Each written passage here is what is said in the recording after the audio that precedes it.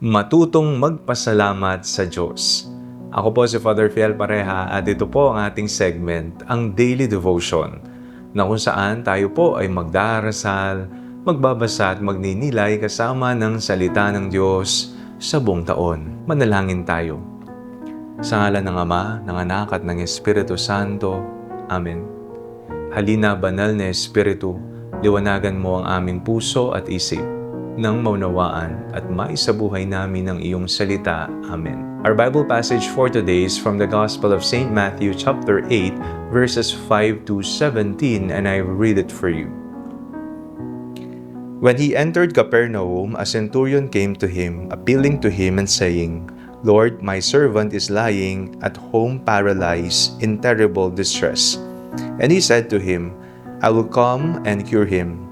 The centurion answered, "Lord, I am not worthy to have you come under my roof, but only speak the word and my servant will be healed.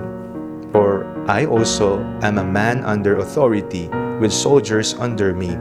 And I say to one, 'Go,' and he goes, and to another, 'Come,' and he comes, and to my slave, 'Do this,' and the slave does it."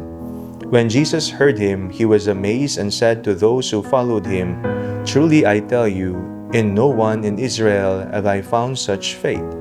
I tell you, many will come from east and west and will eat with Abraham and Isaac and Jacob in the kingdom of heaven. While the heirs of the kingdom will be thrown into the outer darkness, where there will be weeping and gnashing of teeth." And to the centurion Jesus said, "Go, let it be done for you according to your faith." And the servant was healed in that hour.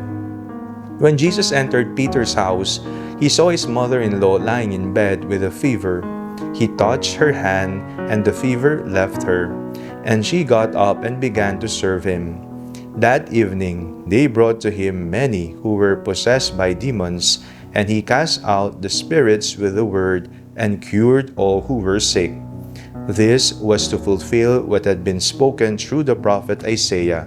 He took our infirmities and bore our diseases. Isa po sa mga pinakamagandang katangian ng tao ay ang marunong magpasalamat.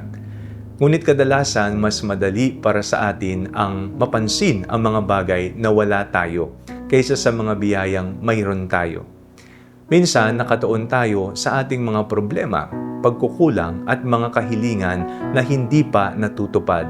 Kaya nakakalimutan nating marami na pala tayong natanggap mula sa Diyos. Sa Ebanghelyo, lumapit kay Jesus ang isang senturyon at buong kababaang loob niyang sinabing, "Panginoon, hindi ako karapat-dapat na pumasok ka sa aking bahay, ngunit sabihin mo lamang ang salita at gagaling ang aking alipin." Kahanga-hanga ang pananampalataya ng senturyon. Hindi niya ipinagpilitan ng kanyang sarili, ni hindi niya inangkin na karapat-dapat siya sa biyaya ng Diyos. Sa halip, kinilala niya ang kanyang pagiging di karapat-dapat at buong pagtitiwalang umasa sa awa at kapangyarihan ni Jesus. Ganito rin ang karanasan natin sa buhay. Kung tutuusin, wala sa atin ang tunay na makapagsasabing karapat-dapat tayo sa lahat ng biyayang tinatanggap natin. Hindi po tayo perpekto, nagkakamali tayo, nagkukulang, at minsan ay nakakalimot pa sa Diyos. Ngunit sa kabila nito, patuloy niya tayong pinagpapala. Pinagkakalooban niya tayo ng buhay, kalusugan, pamilya, mga kaibigan, at ng mga taong nagmamahal sa atin. Pinagaling niya, hindi lamang ang makaramdaman ng katawan, kundi maging ang sugat ng ating puso at kaluluwa. Ang kagandahan ng Diyos ay hindi nakasalalay sa ating pagiging karapat-dapat, kundi sa Kanyang walang hanggang pagmamahal at habag. Kaya sa halip na puro reklamo at paghahambing sa iba, tinatawag tayong mamuhay ng may pusong nagpapasalamat. Sapagkat ang taong marunong magpasalamat ay marunong ding makita ang pagkilos ng Diyos sa mga ordinaryong pangyayari ng buhay. Tuwing dumadalo po tayo sa misa, inuulit natin ang panalangin ng senturyon. Panginoon, hindi ako karapat-dapat na magpatuloy sa iyo, ngunit sa isang salita mo lamang ay gagaling na ako.